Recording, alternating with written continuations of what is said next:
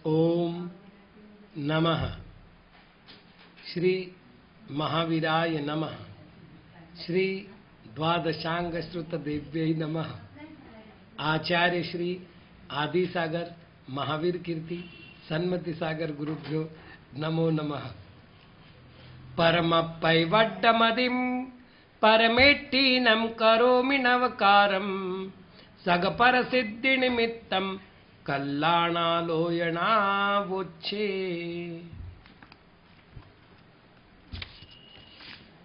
सगरुव सहज सिद्धो विहाव गुण मुक्क कम्म वारो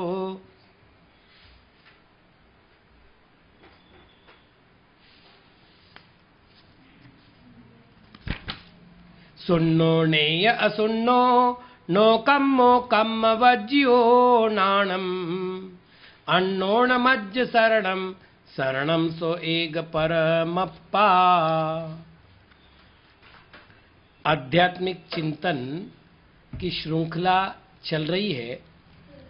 ये जानने का प्रयत्न कर रहे हैं कि इस संसार में मेरे लिए यदि कोई शरण है तो वो शरण मेरी आत्मा शरण है। यद्यपि व्यवहार से अरिहंत, सिद्ध, आचार्य, उपाध्याय और साधु की आत्मा को मैंने शरण स्वीकार किया है, लेकिन वह स्वीकृति एक बालक की स्वीकृति है। जब बालक को चलना सीखना होता है तो माता की अंगुली पकड़ करके चलना सीखता है। वैसे मैं मोक्ष मार्ग की साधना करना चाहता हूं तो इन पंच परमेष्टियों की आराधना रूपी अंगुली पकड़ रहा हूं। लेकिन जैसे दुकान, मकान, घर आदि संबंधित विकल्प परकीय विकल्प है, वैसे अरिहंत आदि संबंधित विकल्प भी तो परकीय विकल्प है। आध्यात्मिक साधना में परकीय विकल्प को स्थान नहीं होता। आरंभिक दशा में बिल्कुल ठीक है, कोई दिक्कत नहीं है। परमात्मा प्रकाश में एक प्रसंग आया है कि इस जीव के लिए अरिहंत, सिद्ध, आचार्य, उपाध्याय, साधु ये 5 शरण हैं। कहे 5 शरण है तो उत्तर आया नहीं। आचार्य, उपाध्याय, साधु शरण नहीं है, अरिहंत और सिद्ध शरण है। कहे 2 शरण है तो कहे नहीं, केवल सिद्ध शरण है। बोले क्या सिद्ध नाम के एक परमेष्टि शरण है? तो उत्तर आया नहीं। सिद्ध के समान जो मेरी आत्मा है वही मेरे लिए शरण है। तो शरणागति प्रारंभ हुई पर से और धीरे धीरे धीरे आत्मबल प्राप्त हुआ। जैसे कमजोर हुआ आदमी लकड़ी वगैरह का सहारा लेकर के गमन करता है और जब बल मिल जाता है तो लकड़ी का आलंबन भी छोड़ देता है, उसी तरह अरिहंत सिद्ध का आलंबन भी छोड़ करके आध्यात्मिक साधक अपनी आत्मा की शरण लेता है। तो एक क्रमिक विकास यात्रा है। तो आध्यात्मिक बल प्राप्त करने के लिए हम किस प्रकार का चिंतन कर सकते हैं उसका यहां पर वर्णन चल रहा है। यहां पर कह रहे जो सुन्नो नेय, शून्य नहीं है, असुन्नो नहीं है, अशून्य भी नहीं है। नो कम्म कम्म वज्यो, नो कर्म और कर्म से रहित है। नाणम ज्ञान रूप है। सो एक को परमप्पा, ऐसा जो एक परमात्मा है, मज्ज शरणम मेरे लिए शरण है। मेरे लिए अन्नो शरणम न, अन्य कोई शरण नहीं है। यहां पर शून्य और अशून्य इन 2 धर्मों का कथन किया गया है। आत्मा वैभाविक भावों से रहित है। शून्य का अर्थ होता है रहित अवस्था। अभाव होने का अर्थ है शून्य होना। तो अभाव किनका होता है? तो आध्यात्मिक दृष्टि से अभाव होता है केवल अपने विभावों का। यद्यपि मेरी विकृति के कारण मेरे ही आत्मा ने विकार धारण किए, राग द्वेष, ये जितने भाव है ना, इनको विकार कहते हैं। और इनके धारण करने को ही हमने विभाव कहा। जिस समय हमें त्रैकालिक स्वभाव की ओर बढ़ना है, चेतन स्वभाव की ओर बढ़ना है, उस समय परकीय निमित्त से होने वाले उस स्वभाव को, अर्थात विभाव स्वभाव से उत्पन्न हुए उस रागादिक स्वभाव को दूर करना आवश्यक है। मैं रागादि को स्वभाव ही कह रहा हूं, क्योंकि रागादि को उत्पन्न करने वाला वैकारिक स्वभाव जीव में है, अर्थात विभाव स्वभाव जीव का स्वतः स्वभाव है। और स्वयं तत्वार सूत्रकार ने औदैहिक भाव को जीव का स्वतत्व कहा है, अतः वह स्वभाव है। लेकिन त्रैकालिक स्वभाव नहीं है, शुद्ध स्वभाव नहीं है, उपचरित स्वभाव से वो स्वभाव बना हुआ है। अतः उसका विनाश करने के लिए मुझे उससे शून्यता का चिंतन करना होगा, अर्थात मैं उन वैभाविक भाव से शून्य हूं। लेकिन एक बार जब मैं किसी से शून्य होता हूं तो सर्वथा शून्य नहीं होता। जैसे मैंने कहा ये बालक अजैन है, अभाव को बता रहा है, तो मैंने ये कहा वो जैन नहीं है, मतलब उसमें जैन पने का अभाव बताया है। लेकिन उससे उसका अस्तित्व अभाव हो गया क्या? तो नहीं हुआ, वो जैन नहीं है। शायद ब्राह्मण हो सकता है, शायद वो मुसलमान हो सकता है, वो शैव हो सकता है, वो बौद्ध हो सकता है, कुछ तो हो सकता है ना, कुछ तो है ना, सत्ता तो है ना। तो शून्य हमेशा शून्य नहीं होता, अर्थात अभाव हमेशा अभाव नहीं होता। अभाव हमेशा अन्य भाव रूप अवस्थान रखता है। तो आत्मा यदि वैभाविक भाव से शून्य है तो किसी से तो अशून्य अर्थात परिपूर्ण है, युक्त है, सहित है। तो किन से है? अपने अनंत स्वाभाविक गुणों से अशून्य है। पहले भी हम चर्चा कर चुके शुद्ध अशुद्ध एक अनेक की। तो अनेकांत में अनेक धर्मों का समावेश होता है, वैसे यहां पर भी अनेक धर्मों का समावेश हुआ है।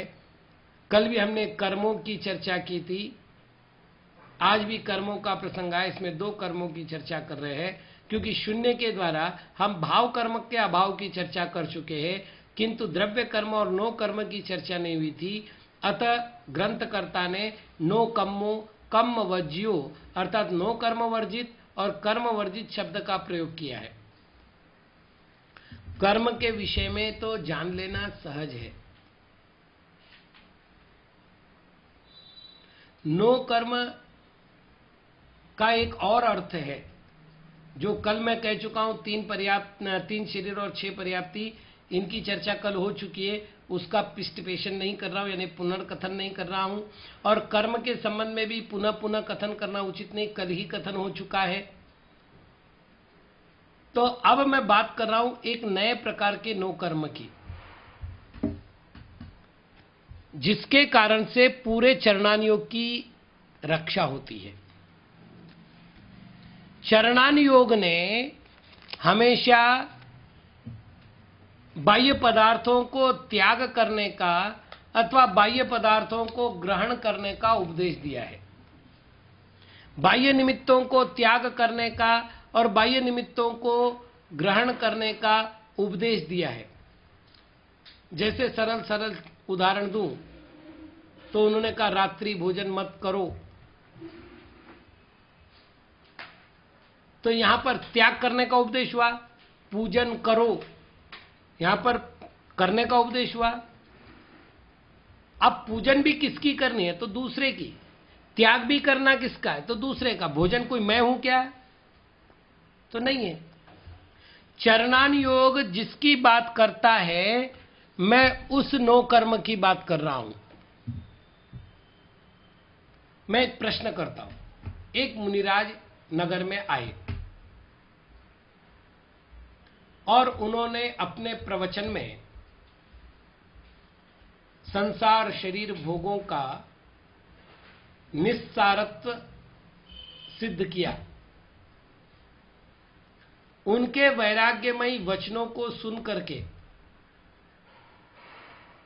लोगों में एक भाव उत्पन्न होता है कि हम गलत कर रहे हैं, हमें संयम धारण करना चाहिए।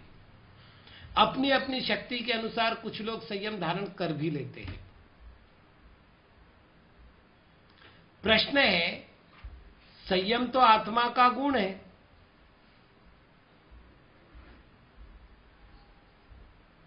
मुनिराज के उपदेश से कैसे आया? अब इससे उल्टा, जब हम कभी शिवाजी के पुतले के सामने जाते हैं, कभी हम महाराणा प्रताप के पुतले के सामने जाते हैं, तो हमारे मन में वीरता भरती है। देश को हानि पहुंचाने वाले तत्वों के प्रति आक्रमण के भाव जगते हैं। मैं कमजोर हूं, मैं कुछ नहीं कर सकता, ये भाव तो पता नहीं कब पलायन कर जाते, समझ में ही नहीं आता। भाई वो तो जड़ पुतला है। एक सुंदर युवती का पुतला देख करके या चित्र देख करके विषय वासना के भाव प्रकट होते हैं। जड़ है ना, वो भाव उत्पन्न हो रहे ना। यदि क्वचित कदाचित पथातिक्रम करते समय, मार्ग से जाते समय कहीं किसी दुकान पर नजर पड़ जाए और वो कसाई की दुकान हो और वहां पर कोई प्राणी उल्टा टंगा हुआ हो, रक्त गिर रहा हो, छाल निकाली हुई हो, ऐसी स्थिति में देखने में आता है तो देखने मात्र से उल्टी होने लगती है। एकदम वहां रुकने का मन नहीं करता, विषण्ण भाव उत्पन्न होता है। मतलब पैरों की गति बढ़ जाएगी भागने के लिए।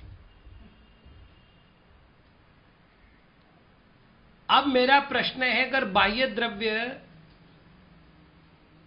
पुद्गल द्रव्य कोई भी अंतर नहीं कर सकता हो जीव पर, तो विभिन्न निमित्त अभी मैंने आपको बताए, चाहे पुतले का निमित्त बताया, चित्र का निमित्त बताया, ये एक दुकान का एक चित्र आपके सामने शब्दांकित किया और किसी मुनिराज के प्रवचन का दृश्य आपके सामने रेखांकित किया।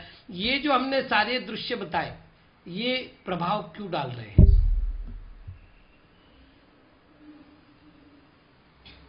ठीक से समझना पड़ेगा, क्योंकि पूरी की पूरी जैन चरणान योग की जो व्यवस्था है वो परद्रव्याश्रित व्यवस्था है। मतलब मैं तो महाव्रती हूं भाई,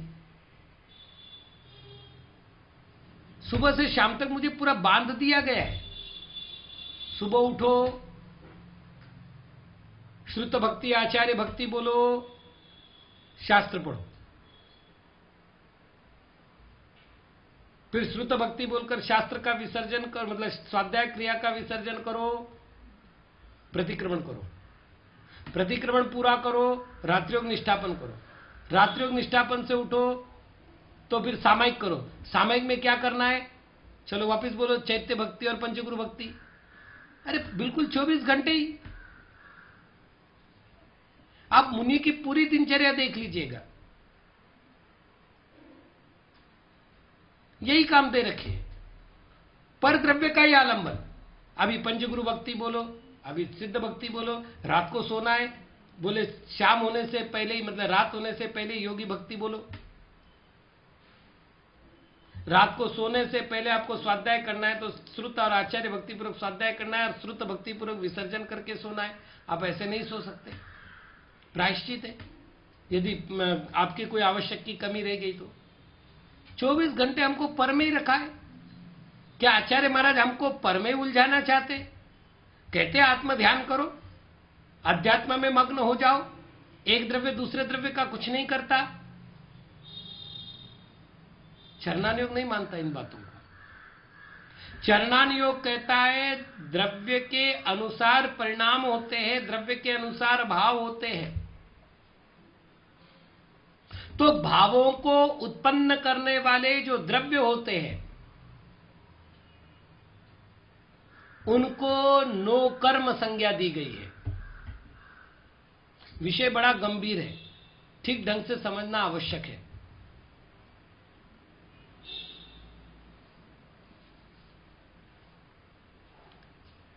मैं जब छोटा था, नग्न अवस्था में घर में घूम रहा था, घर में चाहे बुआ जी हो, काकी हो, बड़ी माँ हो, यहां तक कि पड़ोस में रहने वाले जिनको हम मामा मामी ही कहते थे शिष्टतावश, उनके आंख पर खेलता था, उनके हाथ से भोजन करता था, उनके मांडी पर जाकर, मतलब खेलते खेलते आना, उनके मांडी पर गोद में जाकर के बैठ जाना। ना उन्होंने कभी रोका, ना हमें कभी ऐसा कोई अनुभव हुआ कि हम गलत कर रहे हैं। थोड़े से बड़े हुए, अब हमको मम्मी ने कपड़े पहनाने शुरू किए, हम कपड़े खोले तो मम्मी के शर्म नहीं आती। तो मम्मी से पूछा, मम्मी कल भी तो मैं बिना कपड़े का रहा था। बोले कल तक की बात अलग थी। अब मैं पड़ोस की आंटी के गोद में जाकर बैठने लगा तो बोले तेरे को शर्म नहीं आती, ऐसे बैठता है गोद में, चल बगल में बैठ। अरे कल तक तो तू ही प्यार से मुझे गोद में बैठाती थी, बुला बुला के बैठाती थी, अब क्या हो गया? बोले अब तू बड़ा हो गया। क्या हुआ? एक ही द्रव्य किसी काल में उस क्रिया में निर्दोषिता सिद्ध करने में सहयोगी बन रहा है, एक ही द्रव्य किसी काल में सदोषी बनने में मदद कर रहा है। द्रव्य एक ही है।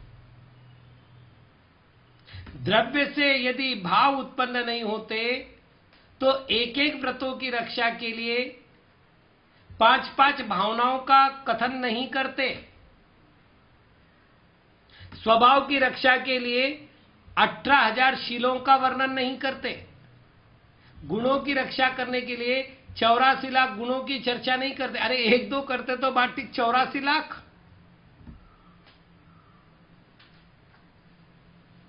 इतने तो याद भी ना रहे। क्यों? तो स्पष्ट है जैसा द्रव्य होता है वैसे भाव उत्पन्न होते हैं। एक बालक को देख करके निरागसता, कोमलता, इसका परिणाम जगता है। एक युवा को देख करके वासना के परिणाम जगते हैं। एक वृद्ध को देख करके आदर के परिणाम जगते हैं। किसी के सामने झुकना जिसने नहीं सीखा है वो आदमी भी जब वृद्ध व्यक्ति के सामने जाता है तो कम से कम हाथ जोड़कर ही सही, भले ही ना झुके लेकिन प्रणाम करता है। अरे भाई तू तो बोला ना मैं किसी के सामने नहीं झुकूंगा। बोले उनको देख करके परिणाम जग गए।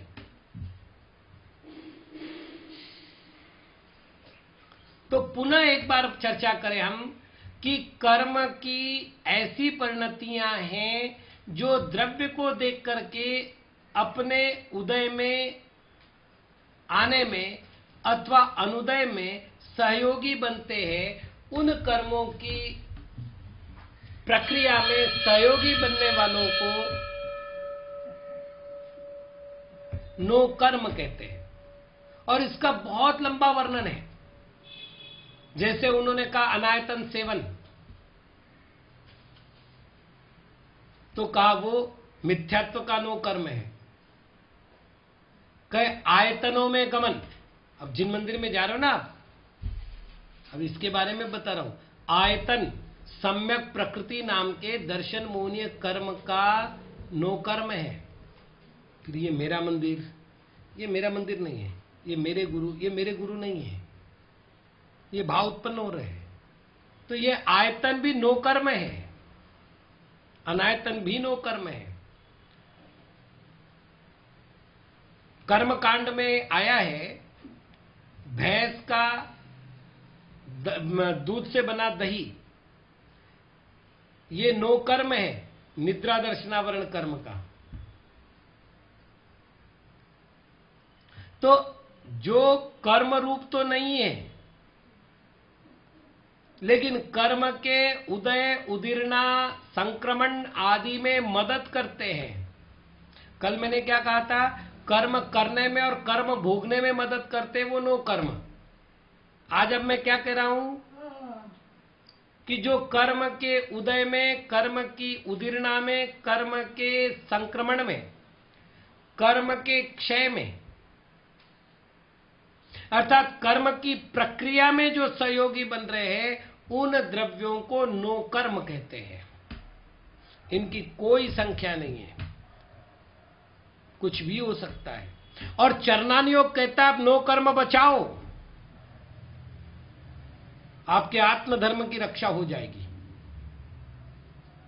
बहुत सुंदर बात है ये। आप कुशील संगति मत करो, आपका ब्रह्मचर्य बचेगा। आप गरिष्ठ भोजन मत करो, आपका ब्रह्मचर्य बचेगा। आप शरीर श्रृंगार मत करो, विकथा मत करो, आपका ब्रह्मचर्य बच जाएगा। इसका अर्थ विकथा नो कर्म है, वेद नाम के मोहनीय कर्म का। तो आप चाहते हैं, अभी एक मुनिराज से चर्चा चल रही थी साधना पद्धति में, तो मैंने उनसे कहा आप चारित्र की ज्यादा परवाह मत करो, चारित्र को भंग करने वाले जो नो कर्म है उससे अपनी रक्षा का उपाय करो। आप जितना भी चारित्र पालेंगे, अल्प से अल्प चारित्र भी आपके मोक्ष का साधन बनेगा। बाधक कारणों को हटाने का प्रयत्न करिए, क्योंकि बाधक कार्य आपके संपूर्ण साधना को एक पल में जला देंगे। लोग मुनियों की निंदा करते हैं। अब आप मुझे बताइए, एक मुनिराज 30 साल से मुनि पद पर है और आज वो किसी कारण से भ्रष्ट हो गए। हमने टीवी पर दिखा दिया, अमुक जगह दिखा दिया, तमुक जगह दिखा दिया, सब जगह चर्चा कर ली। आपने ये नहीं सोचा कि उस साधु में 30 साल के दीक्षा के परिणाम थे। वो साधु ऐसे अनैतिक कार्य में कैसे उलझ गया? क्योंकि नो कर्म की प्रबलता थी। यदि उस तरह के निमित्त से हम बचा जाते तो साधना को बचा जाते। ये उनकी चर्चा नहीं है, हम सबकी चर्चा है। तो आत्मा नो कर्म से भी रहते और कर्म से भी रहते और नाणम ज्ञान स्वरूप है। ऐसा आत्मा ही मेरे लिए शरणभूत है, ऐसा ग्रंथकार कह रहे हैं। आगे बढ़ते हैं। नाणाउ जोड़ भिन्नो वियप्प भिन्नो साव सुखमो अन्नोण मज्ज शरणम शरणम सो एक परमप्पा। जो नाणाऊ ज्ञान से भिन्नो न, भिन्न नहीं है, पृथक नहीं है। वियप्प भिन्नो विकल्पों से भिन्न है। सहाव सुहमवो स्वभावतः सुखमयी है। सो एक परमप्पा, वो एक परमात्मा मज्ज शरणम मेरे लिए शरण है। अन्नो शरणम न, अन्य कोई भी मेरा शरण नहीं है। क्या सुंदर बात है। आत्मा भिन्न है कि अभिन्न है, अर्थात पृथक है कि अपृथक है। आचार्य अकलंक महाराज ने स्वरूप संबोधन ग्रंथ लिखा। उसके ये इष्टोपदेश में आचार्य पूज्यपाद महाराज ने इष्टोपदेश ग्रंथ लिखा और उसके मंगलाचरण में वो लिख रहे हैं मुक्ता मुक्तैक रूप, ना ये स्वरूप संबोधन का, अकलंक देव के स्वरूप संबोधन का पद्य है। मुक्ता मुक्तैक रूपो यः कर्म भी संविदादिना अक्षम परमात्मानम ज्ञान मूर्ति नमामितम। आत्मा मुक्त भी है, अमुक्त भी है। यहां मुक्त के लिए भिन्न शब्द है और अमुक्त के लिए अभिन्न शब्द है। तो भिन्नो न और भिन्नो अस्ति, ऐसे दो रूप लेना है। तो आत्मा मुक्त है। किससे मुक्त है? तो कर्म भी, कर्मों से मुक्त है।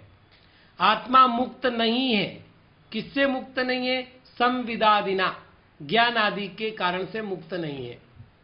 यहां पर भी ग्रंथकर्ता ये कह रहे हैं, वहां संवित्ति शब्द है, संविद शब्द है या नाणाऊ शब्द है, अर्थात ज्ञान आदि से आत्मा पृथक नहीं है। जिस दिन आत्मा ज्ञान से शून्य हो जाएगा उस दिन आत्मा आत्मा ही नहीं रहेगा, क्योंकि ज्ञान आत्मा का लक्षण है, और जब लक्षण का ही अभाव हो जाएगा तो लक्ष्यभूत आत्मा का अभाव हो जाएगा, अर्थात द्रव्य का अभाव हो जाएगा, और जब द्रव्य का अभाव हो जाएगा तो फिर कुछ बचा ही नहीं।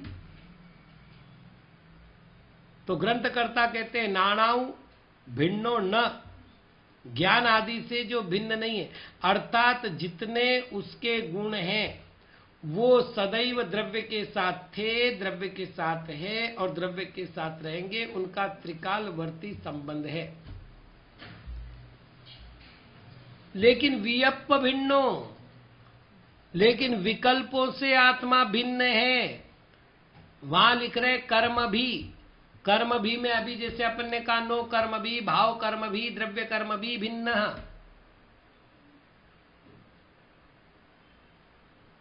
बहुत सुंदर वर्णन है। यदि आत्मा को सर्वथा भिन्न माना जाएगा, जैसे वैशेषिक मानते हैं, उनके अनुसार आत्मा एक द्रव्य है, ज्ञानादि गुण है और मनुष्य देव आदि पर्याय है। द्रव्य से गुण पृथक होते हैं, द्रव्य से पर्याय पृथक होती है। द्रव्य है सो गुण नहीं, गुण है सो पर्याय नहीं, पर्याय सो गुण नहीं, पर्याय सो द्रव्य नहीं। अब उनसे कहिएगा कि हमें 1 किलो सोना बेचना है, क्या कहना है? 1 किलो सोना बेचना है। लेकिन बात यह है कि हमारे पास 1 किलो का चूहा है। सोने का 1 किलो का चूहा है और हमारे पास सोने का 1 किलो गणपति है। अब ये बताइए कि आप गणपति कितने में लेंगे और चूहा कितने में लेंगे? क्या बोलेगा वो? भाई देखिए, आप सोना बेचने के लिए आए, मैं सोना खरीदने के लिए आया हूं। तो फिर अब वो गणपति के आकृति का सोना हो या गणपति के वाहन रूप चूहे के आकृति का सोना हो, मैं सोना खरीदने आया हूं, चूहा और गणपति खरीदने नहीं आया हूं। मेरा गणपति में इंटरेस्ट नहीं, चूहे में इंटरेस्ट नहीं, मेरा तो सोने में इंटरेस्ट है।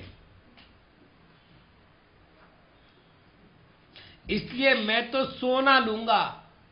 तो उसने द्रव्य की बात कही, तो अब उससे कहो कि भाई ठीक है, तू सोना सोना ले ले, चूहा चूहा यहां छोड़ जा, सोना सोना ले ले, गणपति यहां छोड़ जा। संभव है क्या?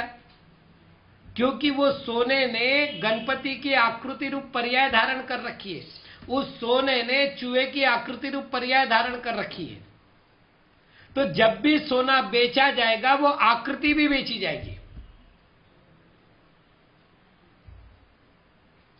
ऐसा नहीं हो सकता कि आकृति आप रख लो, भाई चूहा तू रख ले, चूहा मुझे नहीं रखना है, मेरे को बस उसका सोना दे दे। कैसे देंगे? कोई भर के नहीं रखा है, सोने ने ही वो आकृति धारण की है। अच्छा एक काम करते हैं, सोना द्रव्य है, पीलापन गुण है और चूहापन पर्याय है ना। उसको कहते हैं एक काम कर, इसमें से पीला जो गुण है ना वो पृथक है ना, द्रव्य पृथक गुण पृथक, तो एक काम कर, तू पीला पीलापन तू रख ले, मुझे सोना दे दे। दे सकेगा कोई? जब भी सोना होगा सोने के साथ पीलापन भी होगा और उसकी कोई ना कोई आकृति होगी, गोल होगी, चौकोर होगी, और यदि घटित आकृति होगी तो कुछ भी हो सकता है। कोई प्रतिमा हो सकती है, कोई अलग अलग आकृति डिजाइनिंग हो सकती है, जैसे कि गहनों में बनती है, कुछ भी हो सकता है। तो द्रव्य हमेशा गुण और पर्यायों से समन्वित होता है, इसलिए ज्ञान आदि से भिन्न नहीं होते भी वह विकल्पों से भिन्न है। ऐसे स्वभाव से सुखमयी आत्मा को ही शरण मान करके उसकी शरण को स्वीकार करना चाहिए, जिससे आत्मा का उद्धार हो सके। आज मात्र इतना ही। ओम नमः।